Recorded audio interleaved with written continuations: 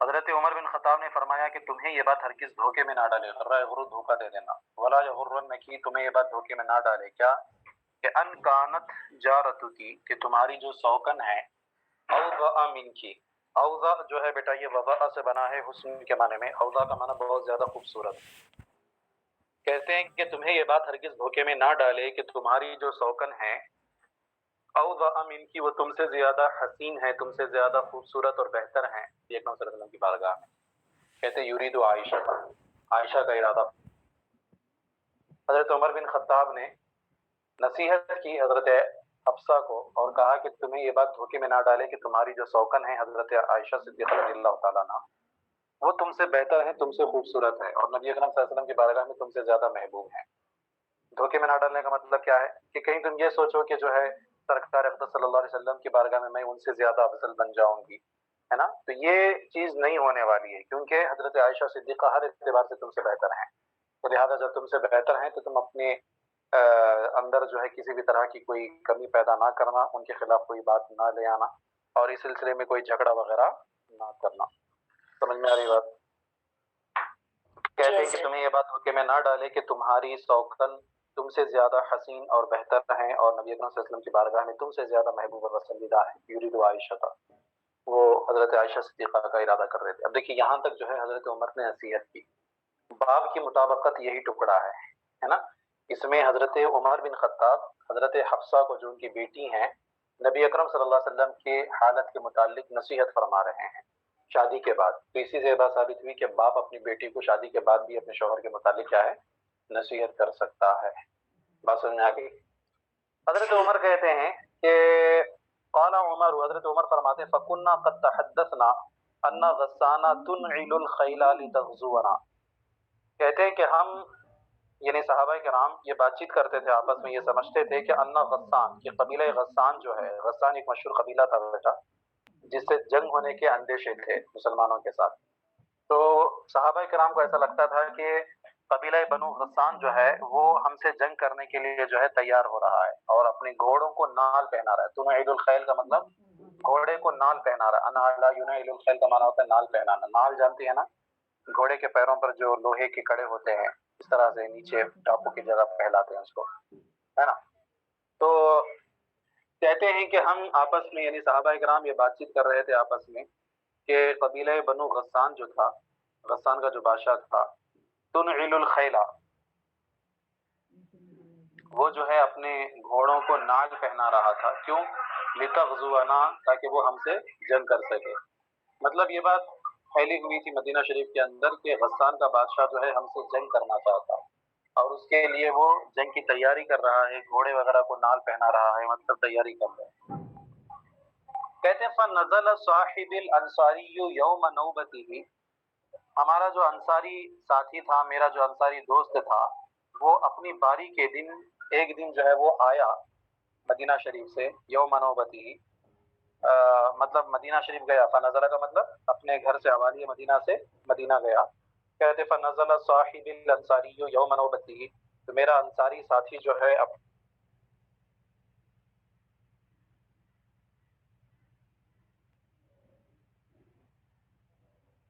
ہمارے پاس آیا، ہمارے گھروں کے پاس۔ کہتے فضرب بابی ضربا شدیدا، اور اس نے میرے دروازے کو زور سے پیٹا، دروازہ کھٹکھٹانے لگا زور سے۔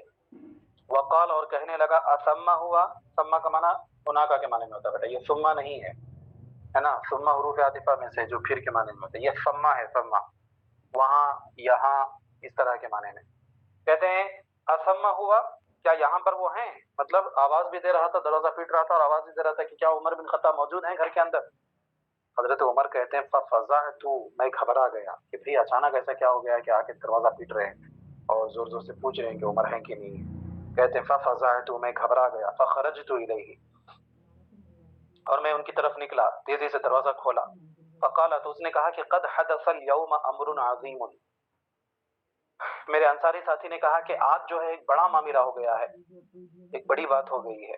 قلت، حضرت عمر کہتے ہیں میں نے کہا کہ ما ہوا اجاء غسان، کیا ہو گیا، کیا غسان کے بادشاہ آ گیا ہے، مطلب غسان کا بادشاہ جو ہے حملہ کر دیا ہے، جنگ چھڑ گئی ہے، اس طرح سے پوچھا۔ قال لا، اس نے کہا کہ نہیں، بل اعظم من ذلك واہول، بلکہ بلکہ اس سے بھی بڑا معاملہ اور اس سے بھی پرہول معاملہ ہو گیا. احول کا معنی خوفناک، کہتے بلکہ اس سے بھی بڑا اور خوفناک معاملہ ہو گیا ہے.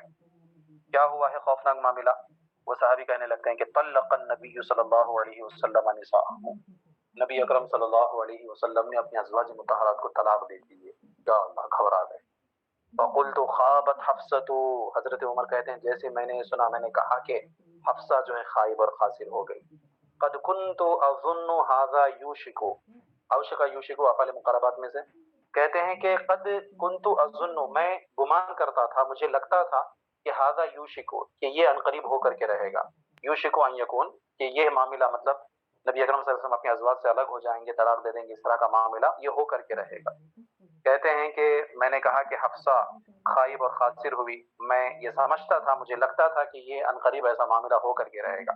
کہتے فجمعت علی ثیابی، تو بس میں نے فوراً اپنے اوپر کپڑے جمع کیے.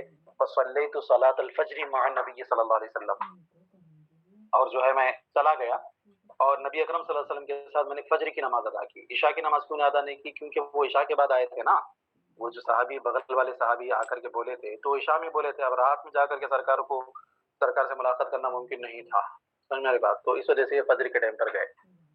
کہتے میں نے نبی اکرم صلی اللہ علیہ وسلم کے ساتھ نماز فجر ادا کی.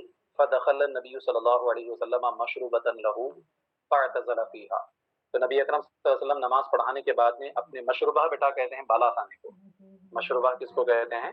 بالا خانہ، اوپری منزل کو کہتے ہیں. کہتے ہیں پس نبی اکرم صلی اللہ علیہ وسلم جو ہے اپنی بالائی منزل پر تشریف لے گئے. فاعتزل فیہا، اور اس بالائی منزل میں آپ الگ ہو گئے تھے. اعتزال کا معنی ہوتا ہے الگ ہو جانا. کہتے ہیں پس اس بالائی منزل میں آپ جو ہے الگ ہو گئے تھے، وہاں پر رہنے لگے، کسی سے ملاقات نہیں فرمائی سرکار نے. اب حضرت عمر کہتے ہیں کہ جب سرکار سے ملاقات نہیں ہوئی تو کہتے ودخلت حفصہ علی حفصہ، میں حفصہ کے پاس گیا ان کے گھر پر. کہتے ہیں فاذا ہی تبکی، تو جب ہی میں نے دیکھا کہ وہ رو رہی تھی. فقلت، تو میں نے کہا کہ ما یبکیکی، تمہیں کیا چیز رلا رہی ہے؟ الم اکن حذرتک ھذا، حذر یحذر تحذیر، ڈرانا، خوف دلانا. حضرت عمر کہتے ہیں کیا میں نے تمہیں اس کے بارے میں پہلے ہی آگاہ نہیں کر دیا تھا؟ میں نے تم کو پہلے نصیحت نہیں کی تھی کہ سرکار سے کچھ زیادتی کو طلب نہ کرنا، زیادہ مال نہ مانگنا، ہے نا؟ اطلقکن النبی صلی اللہ علیہ وسلم، کیا نبی اکرم صلی اللہ علیہ وسلم نے تم سب کو طلاق دے دی ہے؟ حضرت عمر نے اپنی بیٹی سے پوچھا کہ کیا تم ساری ازواج مطہرات کو نبی اکرم صلی اللہ علیہ وسلم نے طلاق دے دی ہے؟ قالت، تو حضرت حفصہ کہنے لگی کہ لا ادری ہا ہوا ذا معتزل فی المشروبتی، لا ادری، کہنے لگی مجھے نہیں معلوم کہ سرکار نے ہمیں طلاق دی ہے یا نہیں دی ہے.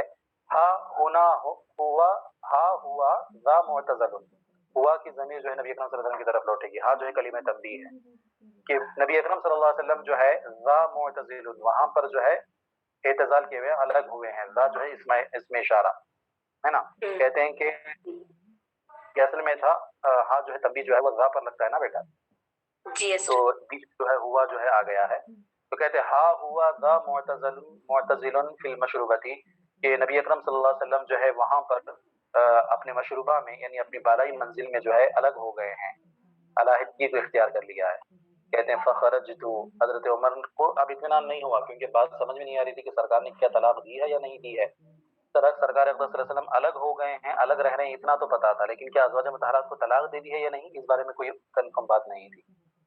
تو حضرت عمر کہتے ہیں کہ پس فخرجت، پس میں وہاں سے نکلا حضرت حفصہ کے پاس سے. فجئت الی المنبر، مسجد نبوی میں آیا، منبر کے پاس بیٹھ گیا. کہتے فاذا حولہ رہط، کہتے ہیں جب بھی منبر کی میں نے دیکھا کہ ایک جماعت تھی صحابہ کرام کی. یبکی بعضهم، جن میں سے بعض جو ہے وہ رو رہے تھے. کیوں رو رہے تھے؟ نماز کے بعد میں عمومی طور پر کچھ واعظ و نصیحت ہوتی تھی، صحابہ کرام کچھ پڑھا کرتے تھے، دعائیں مانگا کرتے تھے، تو اس سلسلے میں کیا ہے کچھ لوگ رو بھی رہے تھے. کہتے ہیں کہ جب ہی میں نے دیکھا کہ میرے ارد گرد جو ہے کچھ لوگ بیٹھے ہوئے تھے، رو رہے تھے. فجلست معهم قلیلا، تو میں ان کے ساتھ کچھ دیر تک بیٹھا رہا. ثم غلبنی ما اجد، پھر میرے اوپر وہ چیز غلبہ پا گئی، ما اجد، جس کو میں پاتا تھا، مطلب اپنے دل میں جس کو پاتا تھا. وہ چیز کیا تھی؟ نبی اکرم صلی اللہ علیہ وسلم سے ملاقات کرنا اور جا کر کے تفصیل سے پوچھنا کہ حضور معاملہ کیا ہے، کیا آپ نے اپنی ازواج مطہرات کو طلاق دے دی ہے یا نہیں، کیا معاملہ ہے. تو کہتے ہیں کہ پھر میرے اوپر وہ چیز غلبہ پانے لگی. غلبہ کا فاعل ما اجدو بنے گا بیٹا، جو چیز میں پا رہا تھا، مطلب میری دلی کے پر غالب ہو گئی. فجیت المشروبۃ التی فیہا النبی صلی اللہ علیہ وسلم، تو میں اس بالا خانے میں آیا جہاں پر نبی اکرم صلی اللہ علیہ وسلم جو ہے آرام فرما رہے تھے. کہتے پس میں اس بالا خانے میں گیا تو دیکھا کہ دروازے پر جو ہے دربان بیٹھا ہوا تھا، ایک کالا حبشی لڑکا جو ہے بیٹھا ہوا تھا سرکار علیہ وسلم کی خدمت کے لیے اور آپ کے دربان بن کر۔ کہتے ہیں پس میں بالا خانے میں آیا جہاں پر نبی اکرم صلی اللہ علیہ وسلم آرام فرما رہے تھے، فقلت لغلام له اسودا، تو میں نے آپ کے کالے غلام سے کہا، لڑکے سے کہا کہ استاذن لی عمر، کہ نبی اکرم صلی اللہ علیہ وسلم کے لیے کہ بارگاہ میں عمر کے لیے اجازت طلب کرو، کہ عمر جو ہے آپ کی بارگاہ میں حاضر ہونا چاہتا ہے، کہ اجازت ہے یا نہیں۔ کہتے ہیں فدخل الغلام، تو وہ غلام، وہ لڑکا جو ہے وہ گھر کے اندر داخل ہوئے، نبی اکرم صلی اللہ علیہ وسلم سے بات چیت کی، فکلم النبی صلی اللہ علیہ وسلم، نبی اکرم صلی اللہ علیہ وسلم سے بات چیت کی اور عریضہ پیش کیا کہ عمر جو ہے باہر کھڑے ہیں، اجازت طلب کر رہے ہیں۔ ثم رجع، پھر لوٹ آئے، فقال، اور کہنے لگے کہ کلمت النبی صلی اللہ علیہ وسلم وذکرتک لہ، میں نے نبی اکرم صلی اللہ علیہ وسلم سے بات چیت کی اور میں نے تمہارا تذکرہ سرکار سے کیا تھا، فصمت، لیکن سرکار اقدس صلی اللہ علیہ وسلم کیا ہو گئے؟ خاموش ہو گئے، کوئی جواب نہیں دیا، نہ تو انکار کیے نہ تو اجازت دی، خاموش ہو گئے، کوئی جواب ہی نہ دیا۔ حضرت عمر کہتے ہیں کہ میں سمجھ گیا کہ سرکار جو ہے مجھ سے ملاقات فرمانا نہیں چاہتے ہیں اور کھلم کھلا انکار بھی نہیں فرمانا چاہ رہے۔ کہتے فانصرفت، تو میں لوٹ گیا، واپس ہو گیا، حتی جلست مع الرہط الذین عند المنبر، یہاں تک کہ میں ان لوگوں کے ساتھ بیٹھ گیا جو منبر کے ارد گرد تھے، مطلب وہی مسجد نبوی میں جن کا پہلے تذکرہ کیے نا، وہاں پر جو ہے صحابہ کرام ارد گرد بیٹھے ہوئے تھے، کچھ لوگ رو رہے تھے۔ تو کہتے ہیں پھر میں وہاں پر گیا منبر کے پاس جہاں پر صحابہ کرام جو ہے بیٹھے ہوئے تھے۔ کہتے ہیں ثم غلبنی ماجد، پھر میری دلی کیفیت مجھ پر غلبہ پا گئی، پھر میرا دل کہنے لگا کہ نہیں، جا کر کے پھر ملاقات کرتا ہوں۔ کہتے ہیں فجئت، پھر میں آیا، فقلت للغلام، پھر میں نے اس لڑکے سے کہا کہ استاذن لی عمر، عمر کے لیے اجازت طلب کرو، فدخلا، تو وہ غلام اندر گیا، ثم رجع، لوٹ آیا، فقال، کہنے لگا کہ قد ذکرتک لہ فصمت، میں نے تمہارا تذکرہ سرکار سے کیا لیکن وہ خاموش ہو گئے۔ کہتے ہیں حضرت عمر فرماتے فرجعت، پھر میں جو ہے واپس لوٹ گیا، فجلست مع الرہط الذین عند المنبر، پھر جو ممبر کے ارد جو لوگ بیٹھے ہوئے تھے وہاں پر میں جا کر کے بیٹھ گیا، ثم غلبنی ما اجد، پھر مجھ پر غلبہ پا گئی میری دلی کیفیت، فجئت الغلام، پھر میں واپس اس لڑکے کے پاس آیا، فقلت استاذن، پھر میں نے تیسری مرتبہ اس سے کہا کہ اجازت طلب کرو عمر کے لیے۔ کہتے فدخل، پھر وہ گیا اندر داخل ہوا، ثم رجع الی، پھر میرے پاس لوٹ آیا، فقال، اور کہنے لگا کہ قد ذکرتک لہ فصمت، میں نے آپ کا تذکرہ کیا سرکار کی بارگاہ میں لیکن سرکار خاموش رہے۔ کہتے فلما ولیت منصرفا، حضرت عمر کہتے ہیں کہ جب میں پلٹ کر کے جانے لگا، قال اذا الغلام یدعونی، جب ہی میں نے دیکھا کہ اچانک وہ لڑکا جو ہے وہ مجھے پکار رہا ہے، بلا رہا ہے۔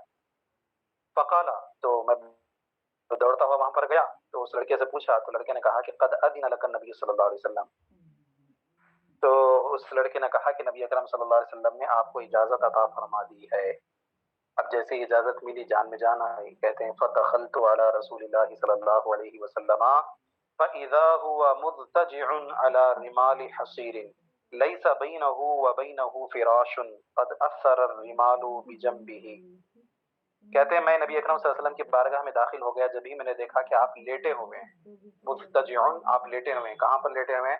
کہتے ہیں علی رمال حصیر، رمال بیٹا چٹائی کی بناوٹ کو کہتے ہیں، چٹائی کی جو بنائی ہوتی ہے نا، جو بن کر کے چٹائی کو بنایا جاتا ہے نا، تو اسی ڈیزائن، اسی بناوٹ یا اسی بنائی کو جو ہے رمال کہتے ہیں۔ کہتے ہیں میں نے دیکھا کہ سرکار اقدس صلی اللہ علیہ وسلم صرف ایک چٹائی کی بناوٹ پر لیٹے ہوئے، مطلب چٹائی پر لیٹے ہوئے، چٹائی کے اوپر کوئی بستر سرکار نے نہیں بچھایا تھا، چٹائی تھی کھجور کی پتوں والی، اور اسی چٹائی کے اوپر جو ہے سرکار اقدس صلی اللہ علیہ وسلم لیٹے ہوئے تھے۔ لیس بینہ و بینہ فراش، آپ کے اور اس چٹائی کے درمیان کوئی بستر نہیں، دونوں جہاں کا تاجدار صرف ساری خالص چٹائی پر لیٹا ہوا ہے، جس کے اوپر ایک بستر تک نہیں۔ اور آج ہم جو ہے گدوں پر سوتے ہیں بیٹا، نرم و گداز گدوں پر جو ہے ہم سوتے ہیں۔ بہرحال کہتے ہیں کہ میں نے دیکھا کہ سرکار اقدس صلی اللہ علیہ وسلم اور اس چٹائی کے درمیان کوئی بھی بستر نہیں ہے، کوئی بھی فراش نہیں ہے، اور چونکہ ڈائریکٹ آپ اس چٹائی پر لیٹے ہوئے تھے تو قد اثر الرمال بجنبہ، تو وہ چٹائی کی جو بناوٹ تھی، چٹائی کا جو اثر تھا، چٹائی کا جو ڈیزائن تھا، وہ آپ کے پہلوئے مبارک پر اثر کر گیا تھا۔ مطلب ہوتا ہے نا کہ ننگے بدن اگر ہم کسی چیز کے اوپر لیٹ جائیں تو پھر اس چیز کا جو ڈیزائن ہے وہ جلد پر بن جاتا ہے، جیسے کہ آپ اپنے ہاتھ کو جو ہے ٹیک لگا کر کے کسی خردری زمین پر ایسے ٹیک لگا کر کے کچھ دیر تک بیٹھ جائیں، پھر آپ ہاتھ کو اٹھا کر کے آپ اپنی ہتھیلی دیکھیں گی تو وہ ہتھیلی کے اوپر اس کا نقش بنا رہتا ہے۔ تو سرکار اقدس صلی اللہ علیہ وسلم عمومی طور پر دو چادروں کا استعمال فرماتے تھے، ایک چادر سے تہبند کا استعمال فرماتے تھے، لنگی کی طرح لپیٹتے تھے، اور دوسری چادر کو ایسے شال کی طرح اوڑھتے تھے۔ تو جب لیٹتے تھے تو وہ شال اتر جاتی تھی، ہے نا، تو پیٹھ جو ہے ننگی رہتی تھی. تو وہی کہہ رہے ہیں کہ میں نے دیکھا کہ وہ چٹائی کا جو ڈیزائن تھا، چٹائی کی جو بناوٹ تھی، اس کا اثر آپ کے پہلو مبارک پر، پہلو کے بل لیٹے ہوئے تھے تو پہلو مبارک پر یعنی کمر کے حصے میں جو ہے وہ اثر کر گیا تھا، ڈیزائن بن گیا تھا. کہتے متکئن علی وسادۃ من ادم حشوها لیف، سرکار اقدس صلی اللہ علیہ وسلم اپنے تکیے مبارکہ پر ٹیک لگائے ہوئے تھے. وسادہ تکیے کو کہتے ہیں، اور متکئن کا مطلب ٹیک لگائے ہوئے. ادم جو ہے بیٹا یہ ادیم کی جمع ہے، ادم جو ہے وہ اس کو کہتے ہیں خال کو، جلد کو، اور حشو جو ہے بھرن کو کہتے ہیں، بھر دینا کسی بھی چیز کو. اور لائف جو ہے کہا جاتا ہے کھجور کی چھال. کھجور کی چھال کا مطلب کھجور کے درخت کی جو چھلکا ہوتا موٹا والا، اسی کو چھال کہتے ہیں. سن میری بات. تو فرماتے ہیں کہ سرکار اقدس صلی اللہ علیہ وسلم لیٹے ہوئے تھے اور ایک تکیے پر سر لگائے ہوئے تھے. سر مبارک کو جو ہے ایک تکیے پر ٹیک لگائے ہوئے تھے سر مبارک کو، اور وہ تکیہ کس چیز کا تھا؟ چمڑے کا بنا ہوا تھا جو کھجور کی چھال سے بھرا ہوا تھا. یعنی اس کے اندر کوئی نرم روئی نہیں تھی جیسے آج کے زمانے میں ہمارے تکیوں میں ہوتی ہے نرم نرم روئی، بلکہ اس تکیے میں جو ہے کھجور کی چھال بھری ہوئی. سرکار اقدس صلی اللہ علیہ وسلم کی یہ سادگی بیٹا ایران اور فارس کے بادشاہ بھی حیران، ہے نا. ہاں ایسی سادگی، اللہ اکبر. اعلیٰ حضرت علیہ رضوان نے فرمایا نا، کل جہاں ملک اور جو کی روٹی غذا. کل جہاں ہے، پوری جہاں ہے ملکیت میں، لیکن غذا کیا ہے؟ جو کی روٹی. اس شکم کی قناعت کے لاکھوں سلام. یہ سرکار اقدس صلی اللہ علیہ وسلم کی کیفیت تھی. حضرت عمر کہتے ہیں فسلمت علیہ، میں اندر داخل ہوا، داخل ہونے کے بعد میں نے فوراً سلام کیا. کہتے ہیں فسلم، نے سلام کیا سرکار اقدس صلی اللہ علیہ وسلم. ہاں بیٹا جی، کوئی کچھ کہہ رہی ہیں کیا؟ جی کوئی بچی کچھ کہنا چاہ رہی تھی کیا؟ دیکھو کہتے ہیں ثم قلت، میں نے سلام کیا سرکار کو اور پھر میں نے کہا وانا قائم، اس حال میں کہ میں کھڑے ہوا تھا. مطلب میں اتنا بھوکلایا ہوا تھا کہ اندر داخل ہو کر کے ڈائریکٹ سلام کیا. سلام کرنے کے بعد میں نے ڈائریکٹ سرکار سے کہا بغیر کچھ کہے ہوئے، اطلقت نساءک، اے اللہ کے رسول صلی اللہ علیہ وسلم کیا آپ نے اپنی ازواج مطہرات کو طلاق دے دی ہے؟ سرکار اقدس صلی اللہ علیہ وسلم کہتے ہیں فرفع الی بصرہ، تو نبی اکرم صلی اللہ علیہ وسلم نے اپنی نگاہ مبارک کو مجھے طرف اٹھایا، کیونکہ میں اندر داخل ہوا تھا. گھستے ہی ڈائریکٹ میں نے سلام کر کے سوال کیا تھا کہ کیا آپ اپنے ازواج مطہرات کو طلاق دی ہے؟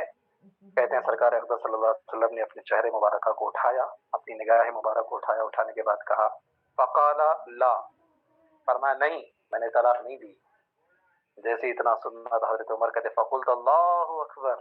حضرت عمر کہتے میں نے خوشی سے نعرہ لگایا اللہ اکبر. افسا بچ گئی، ازواج مطہرات بچ گئی، تو طلاق نہیں دی سرکار. بات سمجھ میں آ گئی جی آپا جان لوگ؟ چلیے خیر بس رہنے دیجیے، آگے کا انشاءاللہ کل پڑھیں گے. تو ملا لیجیے، امید ہے کہ باتیں سمجھ میں آ گئی ہوں گی. اگر کہیں پر کوئی دشواری ہو، کوئی بات اگر واضح نہ ہوتی ہو تو بیٹا اس کو پوچھ لینا، ٹھیک ہے؟ چلیے خیر. وصلی اللہ تعالی علی خیر خلقہ ونور عرشہ سیدنا و مولانا محمد و آلہ و صحبہ اجمعین. السلام علیکم.